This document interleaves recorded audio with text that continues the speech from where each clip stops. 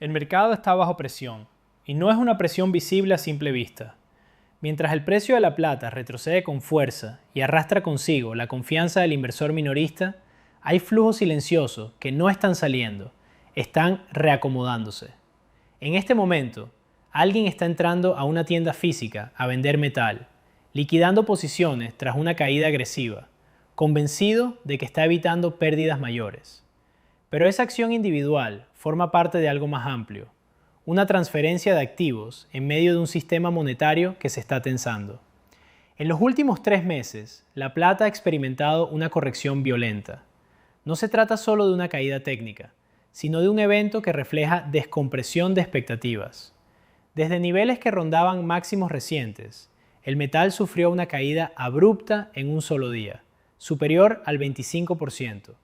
Y desde entonces ha continuado debilitándose, acercándose a zonas que el mercado empieza a percibir como críticas. Este tipo de movimiento no es aislado.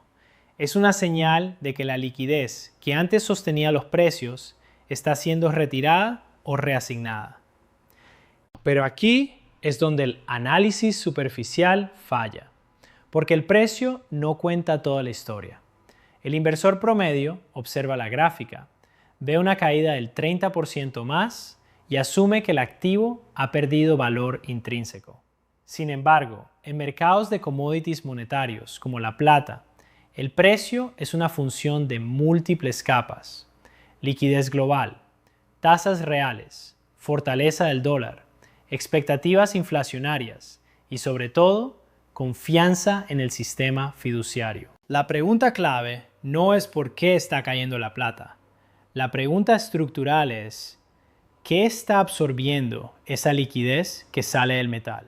Porque el capital no desaparece, se redistribuye. En apariencia, la respuesta inmediata es el dólar. Cuando los inversores venden plata, reciben dólares. Pero ese intercambio encierra una contradicción que el mercado aún no ha resuelto completamente. El dólar que están recibiendo es un activo cuya oferta no está restringida. No tiene límite físico. Y ese es el punto de inflexión del análisis. Antes de profundizar, hay que entender el comportamiento del inversor en momentos de caída. La venta no siempre responde a un cambio de convicción. Muchas veces responde a presión psicológica. El precio baja, el miedo aumenta y la liquidez se convierte en refugio inmediato.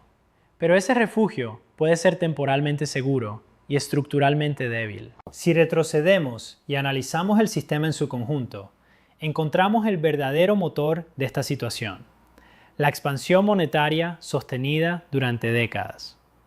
No es un fenómeno reciente, es acumulativo. Y ahora estamos viendo sus efectos en cascada. Aquí es donde se produce el cambio de marco. El valor de la plata no se está erosionando en términos absolutos. Lo que está ocurriendo es una revalorización relativa del dólar en el corto plazo, impulsada por condiciones de liquidez más restrictivas, tasas de interés elevadas y demanda global por activos denominados en dólares. Pero esa fortaleza tiene un costo sistémico. ¿Desde qué país nos estás viendo? Porque este fenómeno no es exclusivo de una economía, es global. La dinámica del dólar impacta directamente en todos los mercados emergentes, en el comercio internacional y en la estructura de reservas de los bancos centrales. Y aquí aparece la tensión real. Mientras el dólar se fortalece en el corto plazo, su base estructural sigue deteriorándose. La deuda soberana de Estados Unidos ha alcanzado niveles que superan los 39 billones de dólares. Eso no es una cifra abstracta, es una señal de dependencia creciente de emisión para sostener el sistema.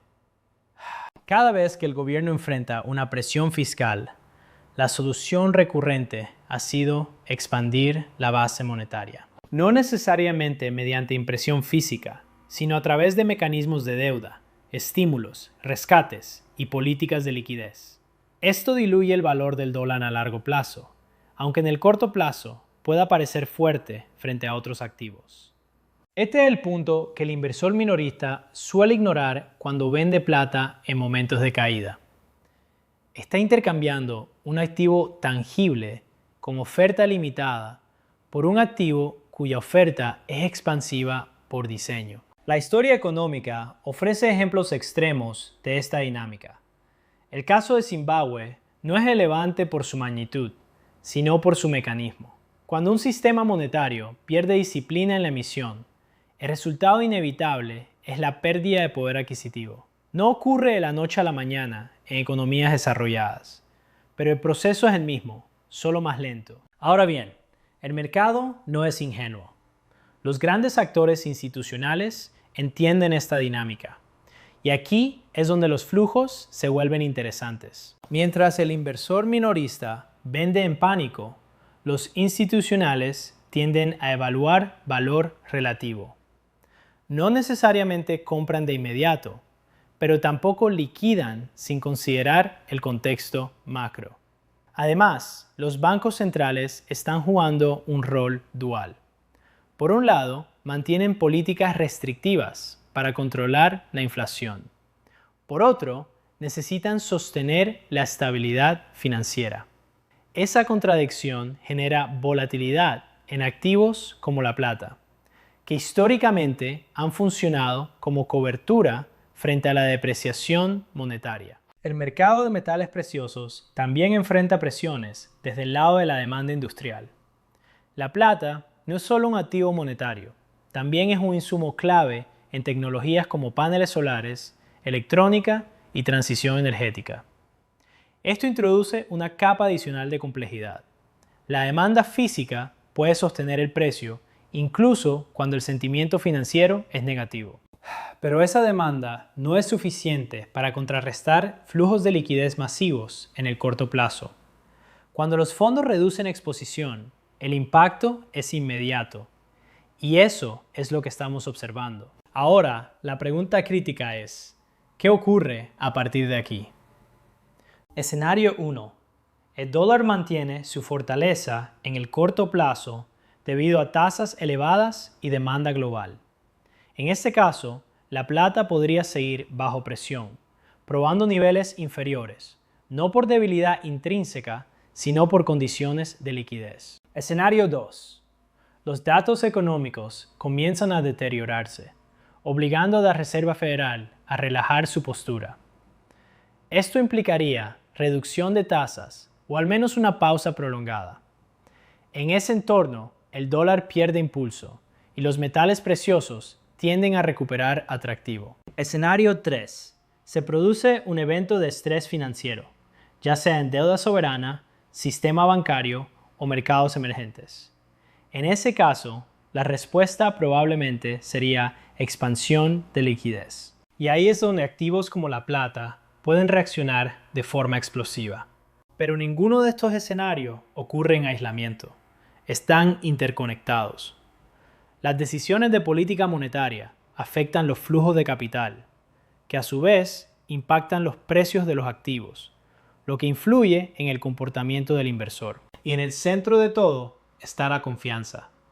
La confianza en que el sistema fiduciario puede sostenerse sin perder valor. La confianza en que la deuda puede seguir creciendo sin consecuencias. La confianza en que la inflación puede ser controlada sin generar recesión. Cuando esa confianza se debilita, los activos tangibles recuperan protagonismo. Por eso, la decisión de vender plata en este contexto no es simplemente una reacción al precio. Es una decisión sobre en qué sistema se quiere confiar. Porque al final, el intercambio no es plata por dólares, es escasez por abundancia, es límite físico por expansión monetaria. Y ese es el núcleo del análisis. El mercado aún no ha resuelto esta tensión. Está en proceso. Los precios reflejan incertidumbre, no conclusiones.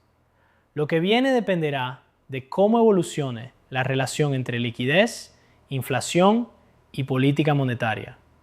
Si la presión sobre el sistema continúa, la narrativa puede cambiar rápidamente. Lo que debe observarse ahora no es solo el precio de la plata, sino los indicadores que los rodean: tasas reales, índice del dólar, compras de bancos centrales, flujos de ETF, demanda industrial y sobre todo la trayectoria de la deuda.